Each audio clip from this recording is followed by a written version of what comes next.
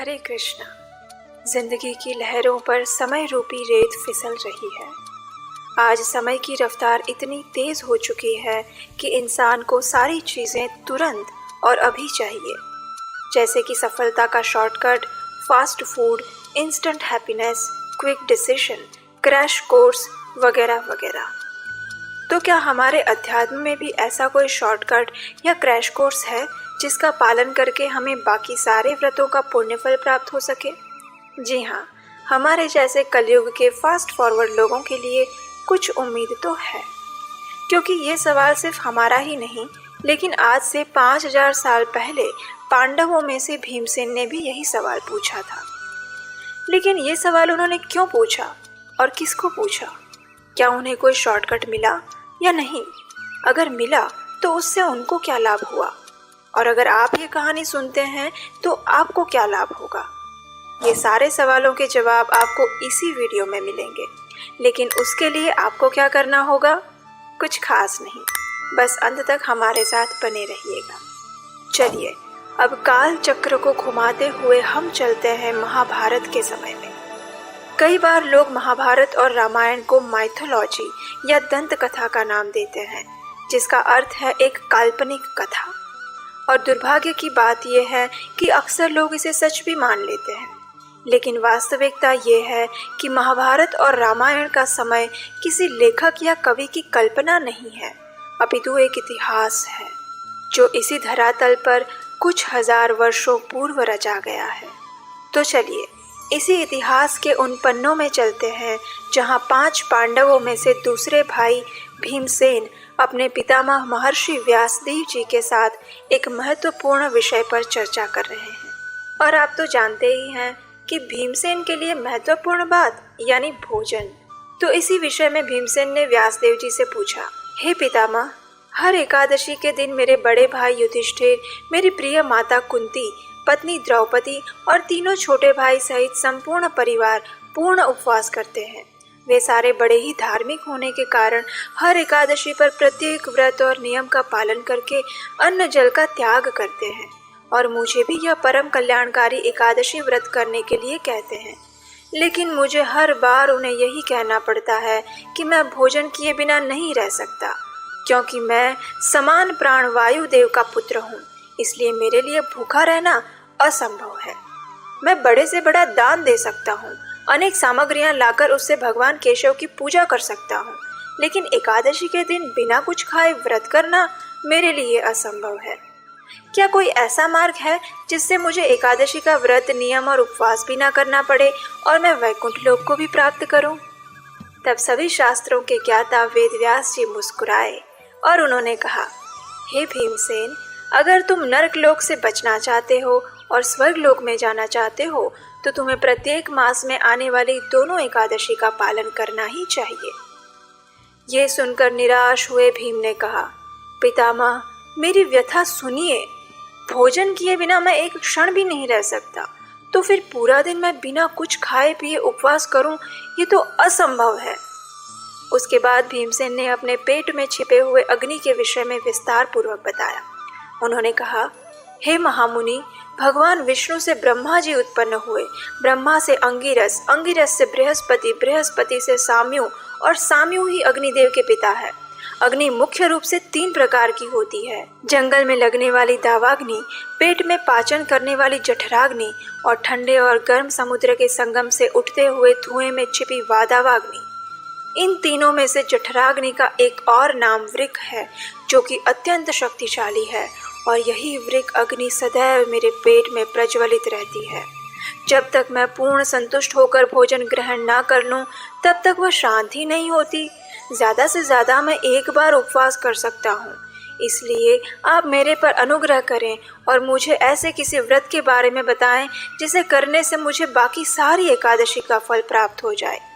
मैं पूर्ण निष्ठा से उसका पालन करूंगा और फिर मुझे आशा है कि मुझे भगवान नारायण की कृपा मिलेगी और मैं भी आध्यात्मिक जगत में प्रवेश कर सकूंगा।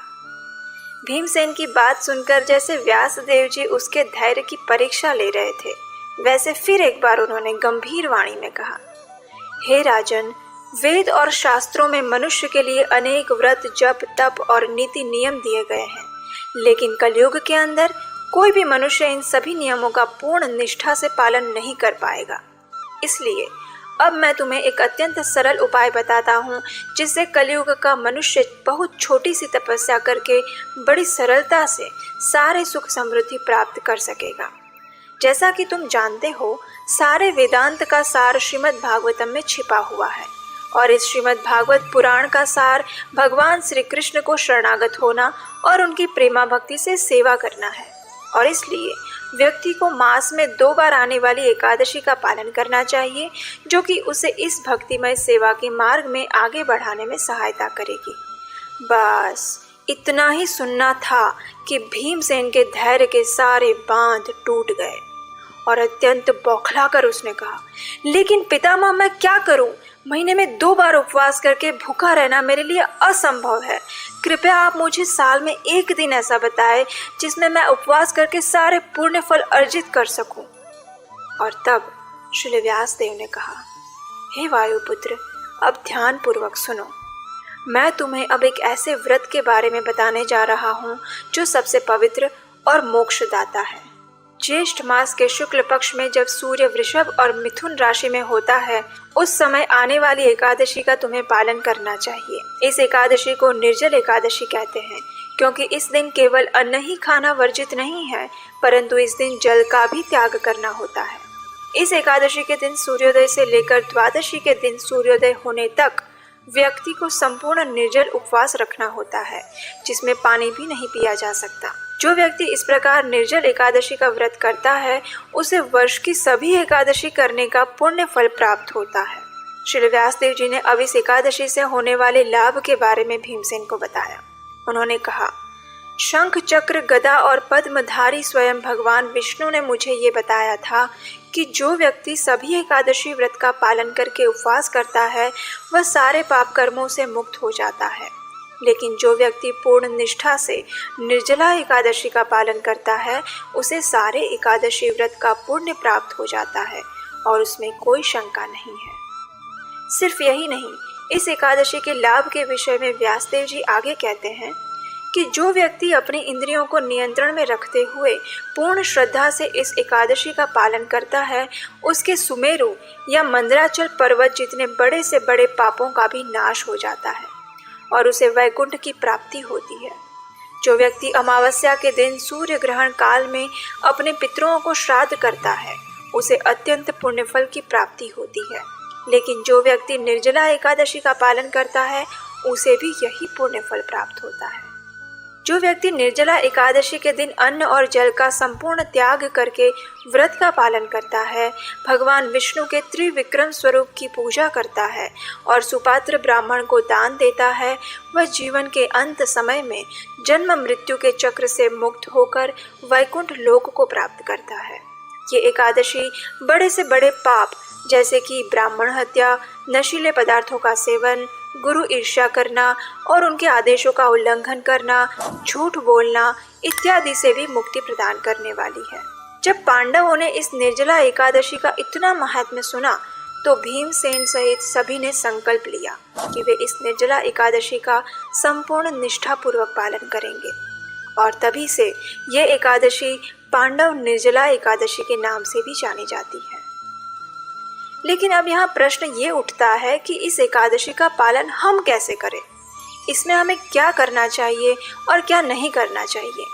तो चलिए अब हम आपको इस एकादशी का पालन कैसे करें उसके विषय में बताते हैं। सबसे पहले तो ये एकादशी भारत के समय अनुसार अत्यंत गर्मी वाले मौसम यानी ज्येष्ठ मास में आती है, जिसमें ऋतु अनुसार हमारे शरीर को पानी की अधिक मात्रा की आवश्यकता पड़ती है। लेकिन इस व्रत में हमें पानी का भी त्याग करना है, तो इसलिए प्रत्येक व्यक्ति को अपनी शारीरिक क्षमता के अनुसार इस व्रत को करने का संकल्प लेना चाहिए। एकादशी के दिन व्यक्ति को ब्रह्म मुहूर्त में उठकर स्नान इत्यादि कर्मों से निवृत्त होकर भगवान श्री कृष्ण की मंगला आरती करनी चाहिए अथवा उसका दर्शन करना चाहिए।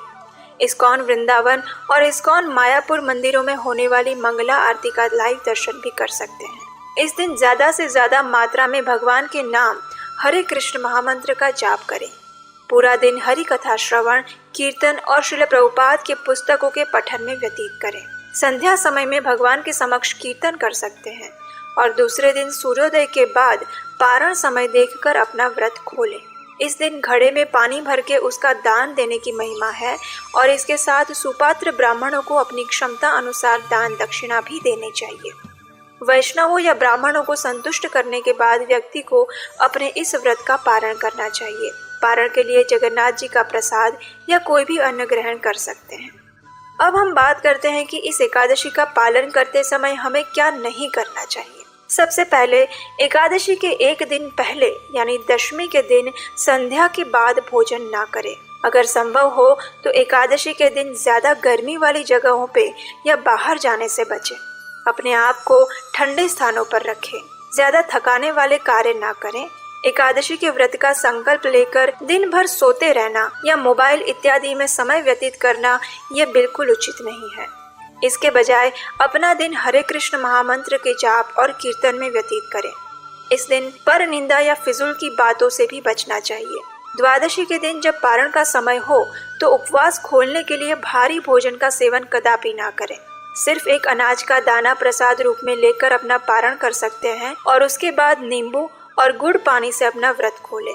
इससे आपके शरीर की क्रिया सुचारू रूप से संचालित होगी और दूसरे दिन भी आपका शरीर स्वस्थ रहेगा।